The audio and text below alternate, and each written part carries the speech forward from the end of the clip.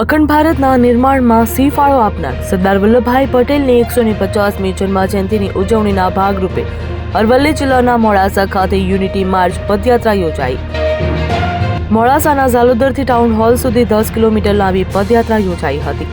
આ પદયાત્રામાં પૂર્વ મંત્રી તેમજ ભાજપ પ્રદેશ પ્રવક્તા યજ્ઞેશ દવે, જિલ્લા ભાજપ પ્રમુખ ભીખાજી ઠાકોર, જિલ્લા કલેક્ટર પ્રસાદ પારીખ, એસપી તેમજ ડીટીઓ સહિતના અધિકારીઓ અને ભાજપના કાર્યકરો પણ જોડાયા હતા। ઝાલોદરથી ટાઉન હોલ સુધી 10 કિલોમીટર લાંબી પદયાત્રા નીકળતા અલગ અલગ જગ્યાએ સાંસ્કૃતિક કાર્યકરો સાથે તેમનું સ્વાગત પણ કરવામાં આવ્યું હતું। હજારોની સંખ્યામાં લોકો યુનિટી માર્ચની પદયાત્રામાં જોડાયા હતા। જેમ આપણે બધા જાણીએ છીએ કે સરદાર પટેલ સાહેબની 150મી જન્મ જયંતિ આખા રાષ્ટ્ર ઉજવી રહ્યા છે। એ જ શૃંખલામાં આજે અરવલ્લી જિલ્લામાં પણ જિલ્લા કક્ષાની એકતા યાત્રા ખૂબ ધામધૂમ ઉલ્લાસ સાથે અને લોકોના ઉત્સાહ સાથે યોજવાઈ રહી છે। એમાં જાલોદર ગામથી લઈને અને ફાકરિયા જે હનુમાનજીના ધામ છે એનાથી પસાર થઈને સિટી મોડાસા સુધી જવાની છે, ત્યાં પૂર્ણાહુતિ થવાની છે।